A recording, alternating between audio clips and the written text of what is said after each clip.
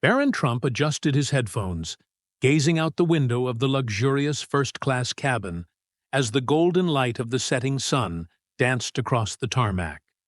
The cabin was quiet, save for the murmurs of boarding passengers and the occasional rustle of carry-on bags being stowed. To anyone observing, Barron seemed the picture of calm, yet his mind was far from the serenity of the scene before him. The hum of the plane was suddenly interrupted by a sharp, commanding voice. "Excuse me, but what is he doing here?" The words cut through the air like a knife, breaking the peace and replacing it with palpable tension. Heads turned toward the source, a tall, middle-aged pilot standing at the entrance to the first-class cabin, his uniform crisp, his expression cold and unyielding. Barron turned his attention from the window, his calm blue eyes meeting the pilot's harsh glare. "Is there a problem, sir?" he asked, his voice measured, though his chest tightened at the hostility directed at him. The pilot's lips curled into a sneer. "Yes, there is," he said, his voice louder now as if he wanted everyone in the cabin to hear. "People like you don't belong here. This is first class, not some free ride." Gasps echoed throughout the cabin. Passengers exchanged wide-eyed glances, unsure how to react to the blatant aggression. Some instinctively pulled out their phones, ready to capture what was unfolding. Barron sat still, his expression betraying nothing, though a deep unease began to coil in his stomach. He wasn't new to judgment or assumptions, but this felt different. This was raw, targeted malice. An elderly woman sitting nearby leaned closer, her voice barely above a whisper. "Are you all right, dear?" she asked, her concern genuine. Barron nodded faintly. "I'm fine, thank you," he replied with a polite smile, though his mind raced. The pilot, undeterred by the growing murmurs of disapproval, took a step closer. His finger jabbed toward Barron as if delivering a sentence. "I don't care who you are," he barked. "You're not staying in this cabin. Either you move, or I'll have you removed from this flight." Barron's jaw tightened. Slowly, deliberately, he rose to his full height, his calm demeanor masking the fire that burned within. The murmurs ceased. All eyes were locked on him. "Sir," he began, his voice steady but firm, "I have a ticket for this seat. I belong here as much as anyone else. Now, if you'll excuse me, I'd like to enjoy my flight." The pilot's sneer deepened. "We'll see about that," he hissed, before storming off toward the cockpit, leaving a wake of tension so thick it seemed to suffocate the room. The silence that followed was deafening. Passengers exchanged uneasy glances, their whispers barely audible over the hum of the engines. A flight attendant, a young woman with a nervous smile, approached Barron cautiously. "Sir," she whispered, leaning down slightly, "is everything all right? If you'd prefer, I can see about moving you to another seat." Barron looked at her, his expression unreadable for a moment. Then he smiled faintly. "Thank you," he said softly, "but I'm not going anywhere. I have a right to be here." The attendant hesitated, admiration flickering in her eyes, before nodding. "Let me know if you need anything," she said, stepping back to her station. Moments later, the pilot's voice crackled over the intercom. "Ladies and gentlemen," he began, his tone cold and clipped, "due to a security concern, this flight will experience a delay." Barron's stomach sank. Security concern? The words hung in the air, and the realization hit him like a wave. The pilot wasn't just being rude, he was trying to paint Barron as a threat, using prejudice as his weapon. The murmurs among the passengers grew louder, their unease palpable. A man across the aisle leaned forward, his expression a mix of curiosity and disbelief. "Is he talking about you?" he asked. Barron didn't answer. Instead, he reached for his phone, unlocking the camera app. If this escalated further, he would ensure there was a record. Just then, the cabin door opened, and two airport security officers stepped inside. Their uniforms were pristine, their expressions professional but firm. They scanned the cabin before their gaze settled on Barron. "Sir," one of them said, his voice calm but authoritative, "we need you to come with us." Barron stood slowly, his towering frame making the officers pause momentarily. "Can I ask why?" he inquired, his voice steady despite the rapid pounding of his heart. The officer hesitated, exchanging a glance with his partner. "We've been informed of a potential issue," he replied vaguely. The air in the cabin grew heavier, the passengers frozen in a mix of shock and indignation. Then, breaking the silence, the elderly woman who had spoken to Barron earlier rose from her seat. "This is outrageous!" she exclaimed, her voice trembling with anger. "That boy hasn't done anything wrong. I saw the whole thing. It's the pilot who's causing the problem." Her words seemed to ignite a spark. A man in a sharp suit chimed in, his voice filled with conviction. "She's right. I've been sitting here the entire time. This young man has done nothing but mind his own business." The officers hesitated, clearly unprepared for the wave of support now rising around Barron. The whispers among the passengers turned to murmurs, then to voices of defiance. Barron remained calm, though a flicker of gratitude shone in his eyes. He wasn't alone. Strangers who owed him nothing were standing up, refusing to let prejudice win. And though he didn't know what would happen next, one thing was clear: this was far from over. Barron Trump remained standing, his calm exterior betraying the storm raging within. The two security officers, still hesitant, stood their ground, waiting for him to comply. The murmurs among the passengers grew louder, some whispers filled with disbelief, others with outrage. "Sir," the lead officer repeated, his tone softening slightly, "we need you to come with us. Let's handle this calmly." Barron took a slow, deep breath, his hands steady as he adjusted his suit jacket. "Can you at least tell me what this is about?" he asked, his voice firm but devoid of anger. Before the officer could respond, the elderly woman who had defended him earlier stood again, her voice trembling with indignation. "This is an absolute disgrace!" she exclaimed, her frail frame trembling with a mix of anger and courage. "This young man hasn't done anything wrong, and you know it. The only person causing trouble here is that pilot." Her words seemed to echo through the cabin, igniting a spark among the other passengers. A man in his 40s, dressed in a sharp business suit, rose to his feet. "She's right," he said, his voice loud and clear. "I've been watching the entire time. Barron hasn't caused any issues. This whole thing is ridiculous." One by one, others joined in. A mother with a toddler balanced on her hip added, "All he's done is sit quietly. Why are you targeting him?" The officers exchanged glances, clearly caught off guard by the growing wave of support. But before they could respond, the cockpit door swung open with a loud thud. The pilot stepped out, his face red with fury. "Enough!" he bellowed, his voice cutting through the cacophony like a whip. The cabin fell silent, the weight of his rage pressing down on everyone. He stormed toward Barron, his finger jabbing the air like a weapon. "I don't care what anyone says," the pilot spat, his voice dripping with venom. "This flight isn't taking off until he's off this plane. I'm the captain, and my decision is final." Barron turned slowly, his piercing gaze meeting the pilot's.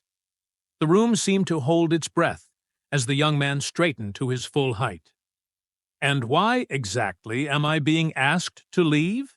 he asked, his voice calm but loud enough for everyone to hear. The pilot sneered. Because you're a disruption. People like you don't belong here. A collective gasp rippled through the cabin, the raw prejudice in the pilot's words hitting like a slap. The elderly woman's face flushed with outrage. People like him? She echoed, her voice trembling with fury. And just what kind of people do you think he is? The pilot faltered for a moment, but his arrogance quickly resurfaced. It's not about that, he snapped. It's about maintaining order. I won't have my authority questioned. The businessman stepped forward, his tone icy. Your authority doesn't give you the right to target someone based on your biases. This young man has done nothing wrong. If anyone's causing a disruption, it's you. The pilot's face contorted with rage, but before he could respond, the older man sitting near the back of the cabin rose to his feet. His weathered face and calm demeanor commanded attention as he slowly made his way toward the front. That's enough, he said, his voice deep and steady. The room fell silent as he stood beside Barron, his eyes locking with the pilot's. I recognize this young man, he continued, his voice carrying an air of quiet authority. That's Barron Trump, son of the former president. And I think I speak for everyone here when I say your behavior is unacceptable. The pilot's face turned ashen, his bravado faltering. The murmurs in the cabin grew louder, passengers whispering among themselves as the weight of the revelation sank in. The elderly woman crossed her arms, glaring at the pilot. So, this isn't about security at all, is it? This is about your own prejudice. The pilot opened his mouth to argue, but before he could, one of the security officers stepped forward. Captain, he said, his tone firm but respectful, this situation has escalated enough. If you continue to provoke the passengers, we may have to ask you to leave the cockpit. The pilot's jaw dropped. You're taking his side? He asked incredulously. We're taking the side of what's right, the officer replied firmly. And right now, you're the one jeopardizing the safety and order of this flight. A wave of applause erupted from the passengers, their cheers filling the cabin with a renewed sense of hope. Barron glanced around, his expression softening as he saw the support surrounding him. But he knew the fight wasn't over. The pilot's fury hadn't been extinguished, it had merely been redirected. As the security officers escorted the pilot back toward the cockpit, the older man placed a reassuring hand on Barron's shoulder. You handled yourself well, son, he said, his voice low but warm. But stay alert.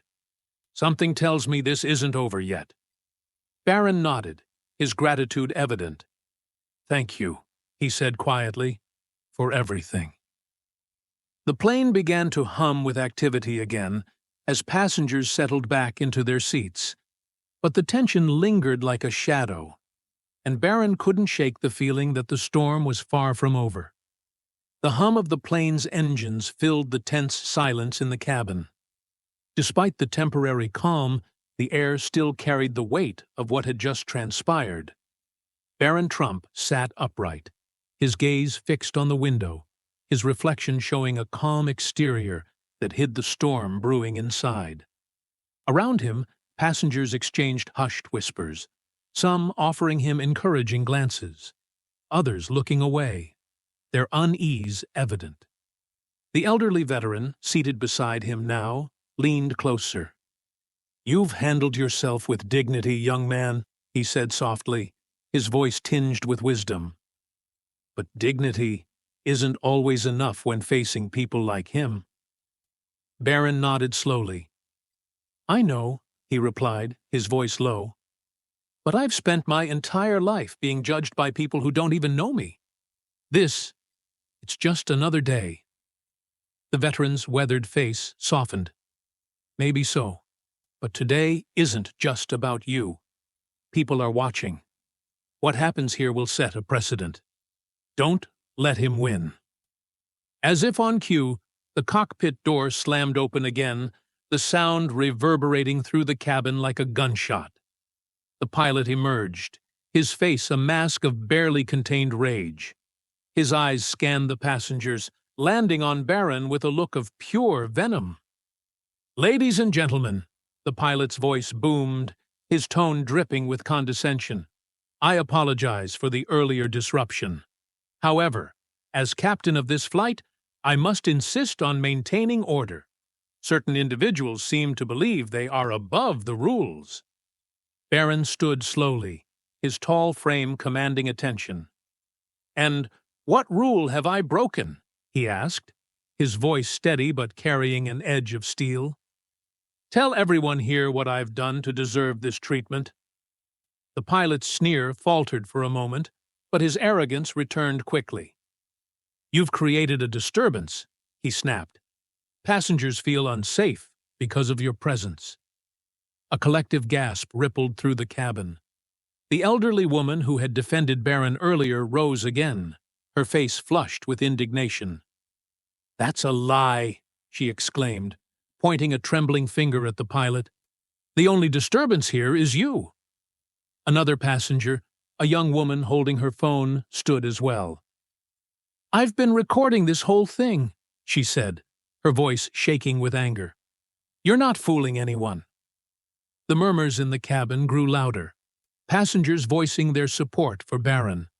The tension was electric, the atmosphere charged with a sense of justice long overdue.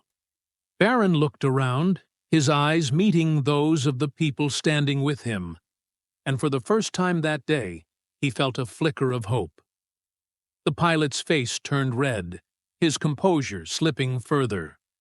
"I don't care what any of you think," he shouted, his voice cracking under the strain. "This is my plane, and I make the decisions here." One of the security officers stepped forward, his expression grim. "Captain," he said firmly, "you need to calm down. This situation is spiraling out of control, and your actions are only making it worse." The pilot rounded on him, his fury now directed at the officer. "You're taking his side?" he demanded, his voice rising. "Do you have any idea who I am?" The officer didn't flinch. "I know exactly who you are," he said coldly. "And I know what you're doing is not only unethical, but dangerous. If you continue, we will have no choice but to take action against you." The passengers erupted into applause, their cheers echoing through the cabin. The pilot looked around, his face pale, his authority crumbling before him. He opened his mouth to speak, but seemed to think better of it. With one last glare at Barron, he turned on his heel and stormed back to the cockpit, slamming the door behind him. The tension in the cabin began to ease, replaced by a sense of triumph. Passengers patted Barron on the back, offering words of encouragement and solidarity.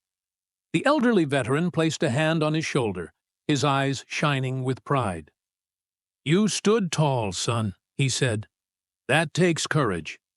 Barron nodded, his voice steady but laced with emotion. "I didn't stand alone," he replied. "Thank you.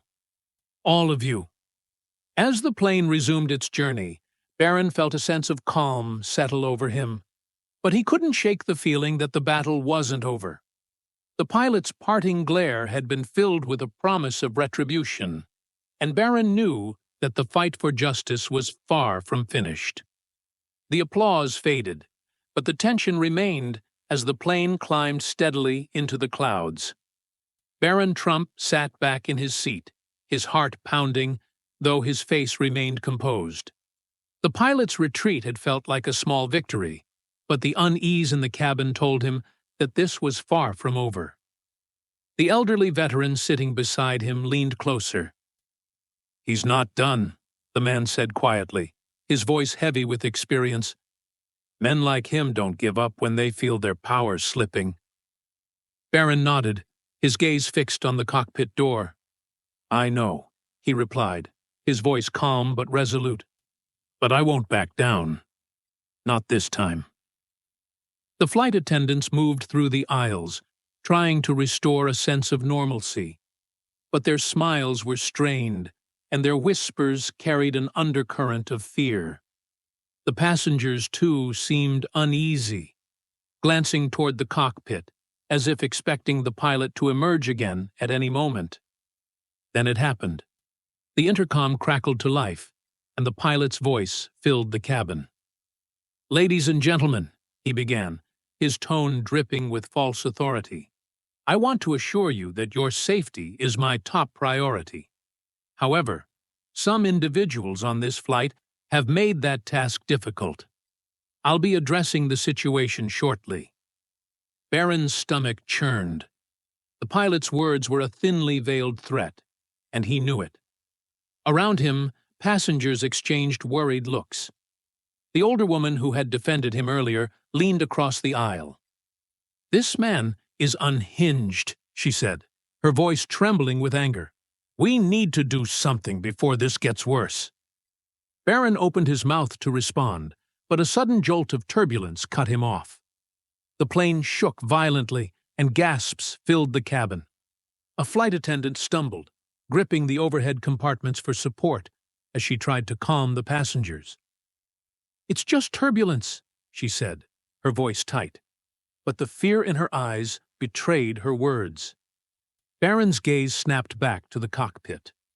Through the frosted glass, he could see the pilot pacing back and forth, his movements erratic. His gut told him that this wasn't just turbulence, it was a deliberate attempt to regain control through fear. The veteran beside him tightened his grip on the armrest. "This isn't right," he muttered. "He's trying to scare us into submission." Barron's fists clenched at his sides. He had faced public scrutiny before, endured hateful words and unfair treatment. But this was different. This wasn't just about him. This was about everyone on the plane. The intercom buzzed again. "I've made my decision," the pilot's voice rang out, colder and more determined.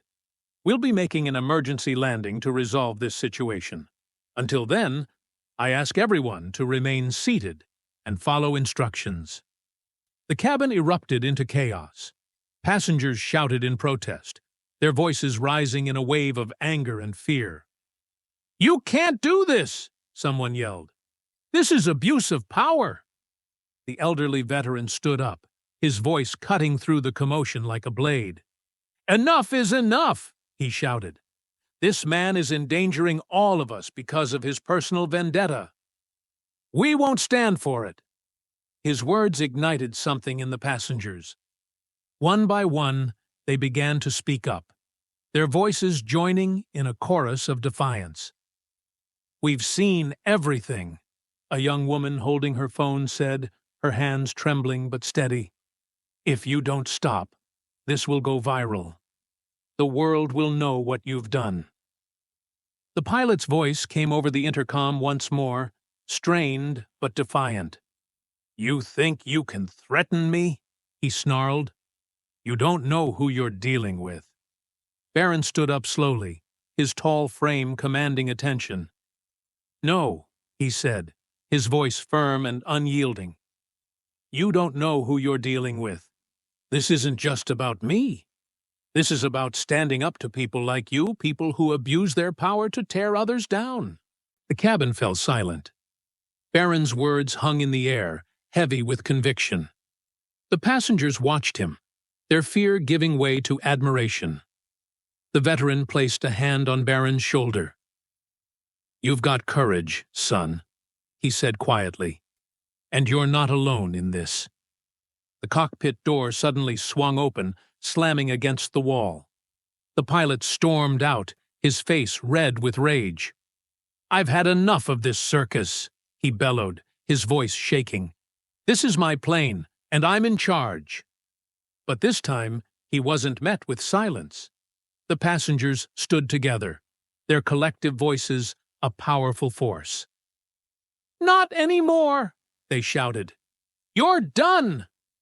The pilot froze, his authority crumbling under the weight of their defiance. The security officers stepped forward, their expressions resolute. "Captain," one of them said firmly, "you're relieved of your duties. Please return to the cockpit or face removal from the flight." The pilot's eyes darted around the cabin, searching for an ally, but found none. His shoulders slumped, and for a moment he looked like a defeated man. Without another word, he turned and disappeared into the cockpit, slamming the door behind him. The passengers erupted into applause, their cheers echoing through the cabin. Barron sat down, his hands trembling slightly as the adrenaline began to wear off. The veteran leaned over, his voice low but filled with pride. "You did good, kid. You stood your ground." Barron nodded, a small smile breaking through his composure. "I couldn't have done it without all of you," he said, his voice steady despite the chaos. As the plane continued its journey, the tension began to dissipate, replaced by a sense of unity and resilience. But Barron knew that the fight wasn't over. The pilot's parting glare had been a promise, and he couldn't shake the feeling that the worst was yet to come. The applause had barely faded when a sharp, high-pitched warning tone echoed through the cabin. The seatbelt signs flashed insistently as the plane jolted slightly. Gasps rippled through the passengers, their earlier relief replaced with unease. "Just turbulence," one of the flight attendants reassured, though her voice trembled. But Barron knew better. He could feel it in his gut. This wasn't just turbulence. The pilot was still trying to assert control, his anger and desperation fueling reckless decisions. Barron glanced at the veteran seated beside him, who had been his steadfast ally throughout the ordeal. The older man's face was grim.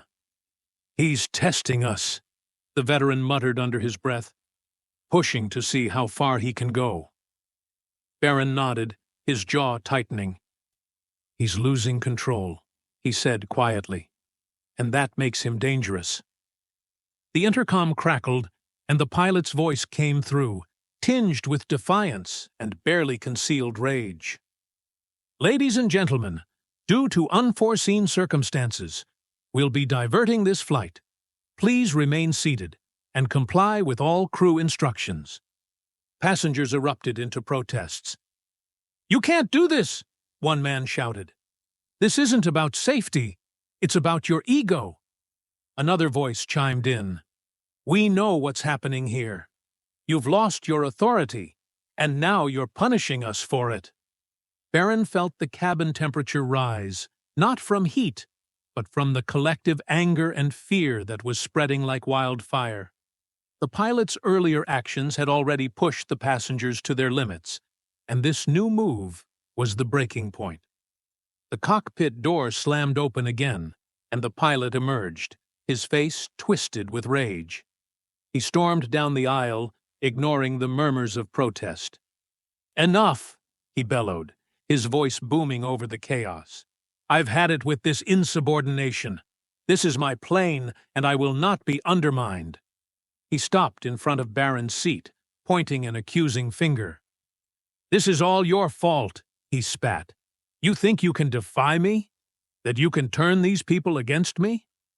Let me tell you something, you're nothing. Just a spoiled kid hiding behind your name." The cabin fell silent. All eyes were on Barron, waiting for his response. But he didn't flinch. Slowly, he stood, his tall frame towering over the enraged pilot. His voice, when he spoke, was calm, but carried the weight of his conviction. "You've already lost," Barron said, his words measured but sharp. "Not because of me, but because of your actions. You've abused your power, jeopardized the safety of everyone on this plane, and revealed the kind of person you truly are." The pilot sneered, but before he could respond, a voice rang out from the back of the cabin. "He's right." It was the young woman who had recorded the earlier confrontation. She stood, holding up her phone. "I've been streaming this the whole time," she said, her voice trembling with both fear and resolve. "The world is watching, and they're not on your side." Her declaration emboldened the passengers.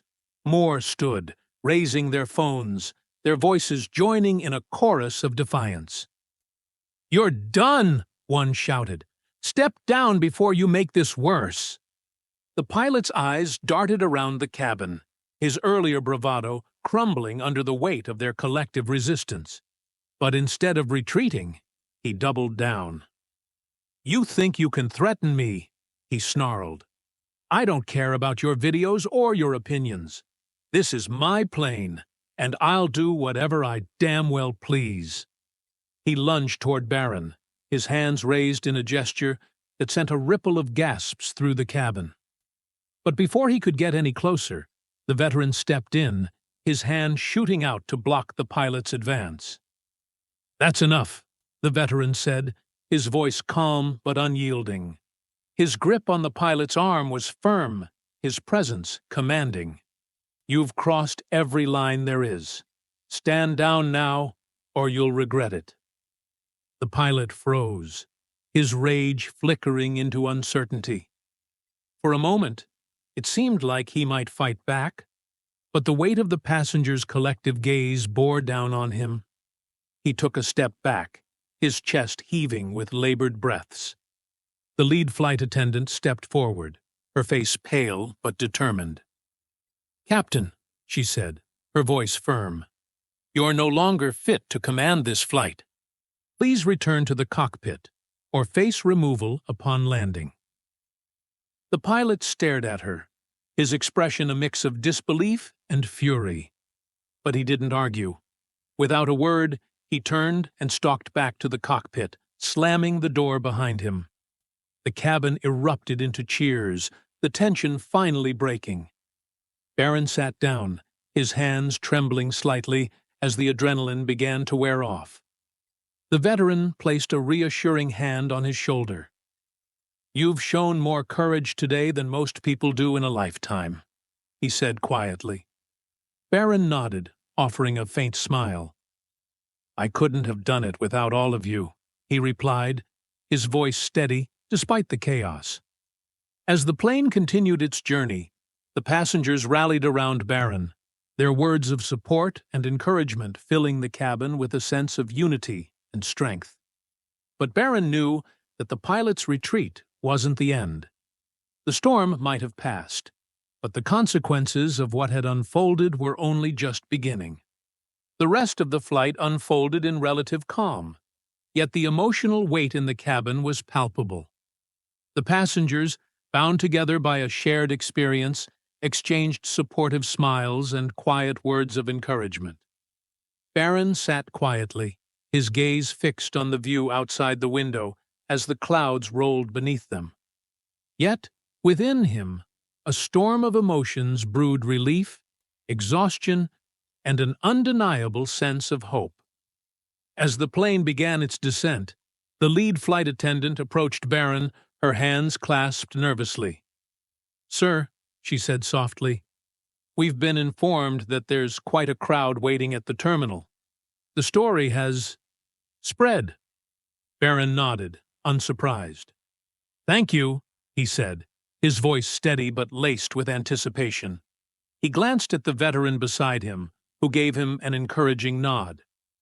"You're ready for this," the older man said, with quiet confidence. The plane touched down smoothly, and a wave of applause erupted in the cabin, a cathartic release of the tension that had gripped everyone on board. As the plane taxied to the gate, the passengers gathered their belongings, their movements slower than usual, as if reluctant to leave the bubble of unity they had created.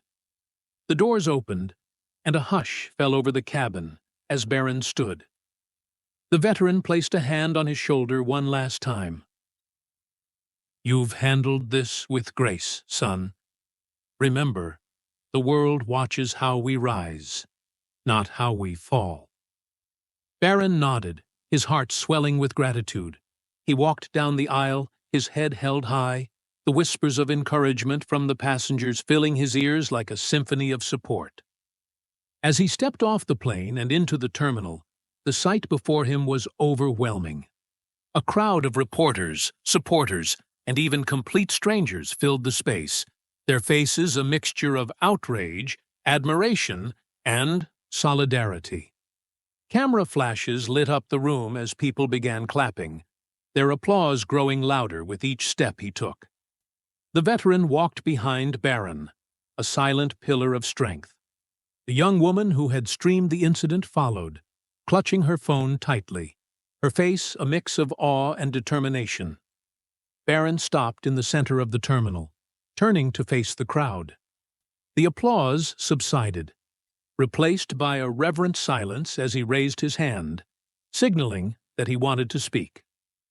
"This isn't just about me," he began, his voice carrying the weight of everything they had just endured. "It's about all of us. It's about standing up against hate, against prejudice, and against the abuse of power.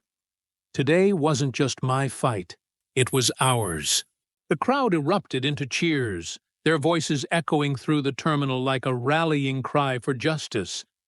Barron's eyes glistened as he continued, "I am grateful for the courage and kindness of those who stood with me. You reminded me and everyone watching that unity can triumph over division, that courage can defeat fear, and that when we stand together, no one can tear us down." Tears streamed down the faces of many in the crowd, their emotions raw and unfiltered. Barron turned to the veteran, who stepped forward, his voice resonating with the wisdom of a lifetime. "Courage isn't the absence of fear," he said, his tone steady but filled with emotion. "It's standing firm in the face of it. And today, Barron showed us what true courage looks like." The applause grew deafening as Barron and the veteran embraced a moment that encapsulated everything they had endured and overcome. It wasn't just a victory for Barron, it was a victory for everyone who had ever faced injustice and fought back. As Barron left the terminal, flanked by supporters and friends, he couldn't help but feel a profound sense of purpose. The journey had been harrowing, but it had also been transformative. He realized that sometimes the battles we don't choose are the ones that shape us the most. And in the face of adversity, we find not only our strength, but also the strength of those around us. That evening, as Barron sat in the quiet of his hotel room, he scrolled through the countless messages of support flooding his phone. One message, in particular, caught his eye. It was from the young woman who had streamed the incident. "Barron," it read, "today you didn't just stand up for yourself. You stood up for all of us. Thank you for reminding us that change begins with courage." Barron smiled, tears finally streaming down his face. He had faced hatred, fear, and injustice, but he had also witnessed the power of unity and compassion. And in that moment, he knew that this was just the beginning. Sometimes, the greatest victories are born from the hardest battles. And as Barron Trump closed his eyes, he felt a profound sense of peace, knowing that together they had made a difference.